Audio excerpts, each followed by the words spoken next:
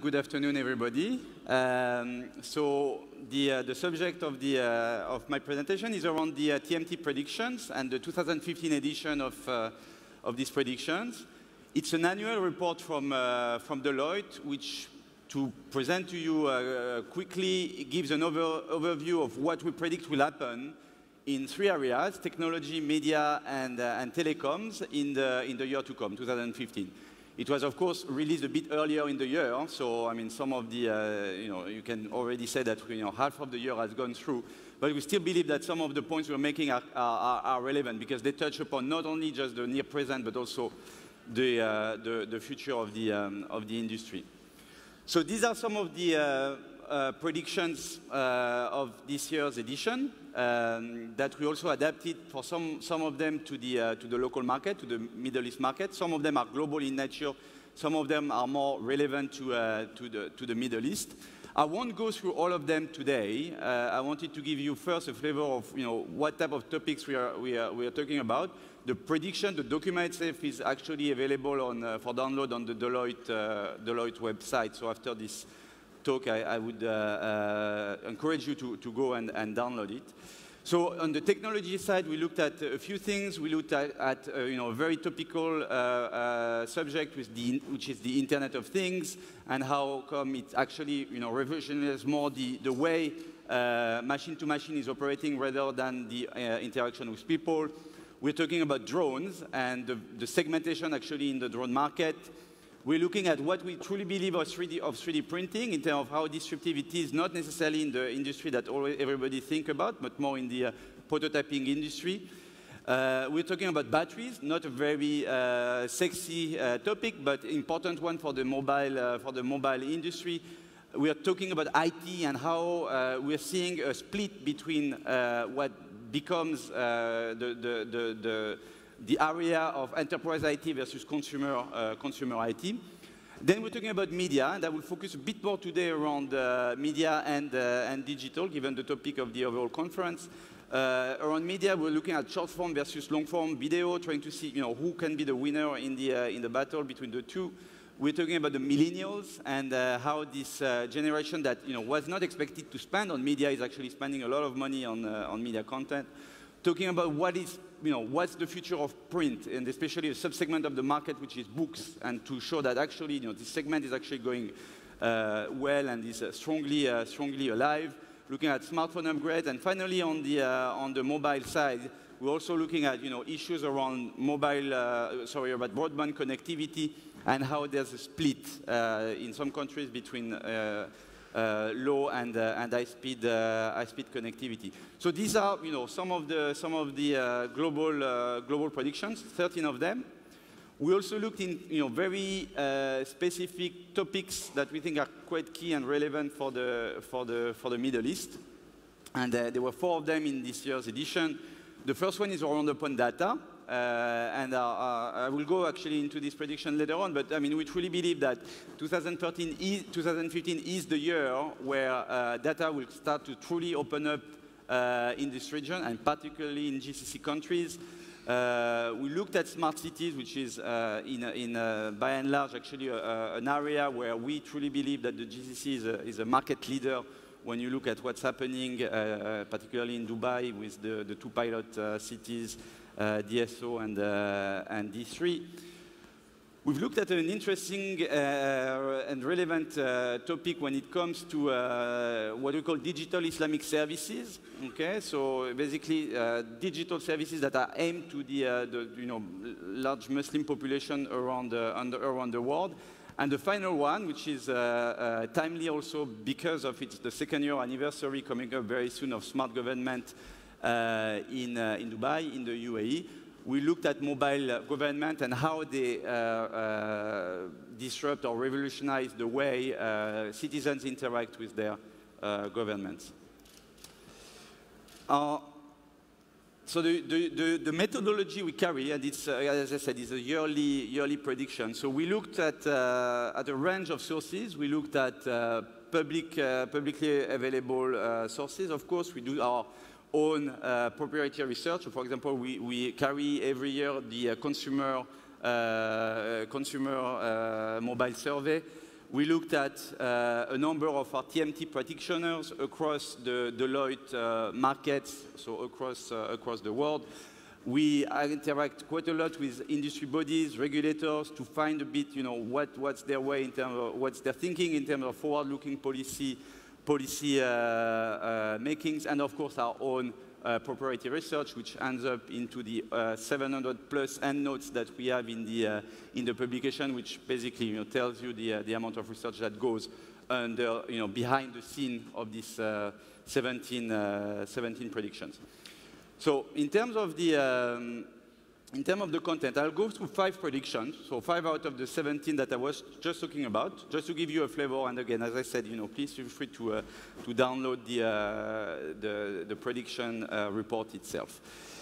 The first prediction is around the millennial generation, and how this generation that was tagged as the generation that won't spend is actually spending quite a lot of money on media. Actually, if we look at the sizing of the market, we estimate that the millennials' media spend in the Middle East is around $15 billion in 2015. So, on one hand, this millennial generation, which, to remind you, is roughly speaking the 15 to 35 age group of the population nowadays. So they were raised as young adults at the time where the internet was starting to grow. So they've been, they're not digital natives as the next generation, Generation Z, but they've been involved, from quite some time, and they have access to free content, free online music, free online video services, and so on. But what we believe is that despite this, they actually spend a lot on content. And if you look at the, and it's true actually both from a Middle East point of view as well as from international viewpoint. The interesting part, of course, about the Middle East is that if you look at the size of the millennial age group as part of the overall population, it's a big group. I mean, we all know that it's, the Middle East is quite a young population overall. But if you look at the numbers, it's interesting to see that the size of the Middle East millennials population is actually 50% more than the size of the millennial population in North America, which we've considered as a benchmark for comparing the spend. Now, in terms of media spend, if you look at North America, they're actually spending much more on content overall, 4 times more than the total media spent in the Middle East. And the average spend, of course, is consequently much higher. So we still believe that in this region, in the Middle East, the average annual spend for a millennial, okay, so for a 15 to 35 people age group, is around $120, which is, of course, much lower than what we've seen in other Western markets, but which still, quite significant when you look at this dynamics of this age group. When it comes to the type of content that they spend on, the main difference that we see between the Middle East and the other markets is that this first bar that you see, which is pay TV, okay? Pay TV in the Middle East is actually low. So this $11 spent per year by the millennial generation in pay TV in the Middle East is very low, because in other markets, it's actually pay TV is the main driver actually of spend for this generation, and by also other age groups. So this particular part of the split of media spend is actually quite low. The others are lower than Western Europe or the US, but more in line. So music is actually good news in terms of it's actually been in our view growing, and that's due not only to the recorded music, but also to live events in the region. And computer games is actually the largest part of the media spend for the millennial, around $27 per year. We also see some emerging new trends in terms of spend by the millennials in this region. Live sports is definitely a key one, and we see that as an under-monetized type of live entertainment today, which we don't believe will be the case a few years from now. And theme parks, of course, which we'll see a lot of more in the UAE, which will also drive monetization because of the nature of the theme park, which will increase in terms of ticket prices. The second prediction that I wanted to talk about is around short form versus long form video. There's been, of course, a lot of talk around, how short form videos would, become the future of audiovisual consumption. Our view is actually, if you look at the current state, if you look at 2015, short-term video is actually quite a low proportion of the overall video minutes watched globally and in the Middle East. We estimate that around 3% of the total hours watched by the population is being watched on short-form video versus 97% on long-form. So in our view, is short form the future of TV? We don't think it's the future of TV. We think it's a future of how audiovisual content is being consumed. Is it going to replace TV viewing in the long term? We don't believe so. And just to share with you some numbers, in terms of short-term videos, so roughly under 20-minute format, we're talking about 10 billion of hours watched per month. So those are global numbers, which turns into 5 billion of spend per year for short-form video. If you look at long-form video, we're a different ballpark. I mean, $400 billion is the actual size of the ad market globally, and it equates to 360 billion of hours watched. So the ratio, quick ratio is actually 80 times difference between the short-form market versus the long-form market. I mean, in this region, of course, there's I would say there's a positive factor, which is the fact that there's been a lot of talk about how this region has been a key consumer of YouTube playback on mobile, which is still the case, and it's still one of the key markets, KSA, but also more generally the region for YouTube, so which is a good sign. There's been some good success stories. No Wind, No Drive on YouTube was reached by 12 million viewers. So there's been some good cases on that front. On the supply side as well, we've seen some good emerging trends in terms of notably the new channels, whether they are KSA based like U-Turn or Karabish in Jordan. So there's some good momentum, good trend on short form video. But of course, if you compute the numbers again, and keeping in mind that we have a relatively short-term horizon on our side, 12 million views in a few days for No Wind, No Drive will translate into around 0.8 million hours in a few days. And you compare that against the final of Arab Idol, and you have a completely different ball game. So 150 million hours in 1.5 hours of broadcast. So the ratio is still very much in favor of long form. We still believe that's going to continue in some time. Will short form eventually disrupt? Yes, it will have an impact, but will not replace.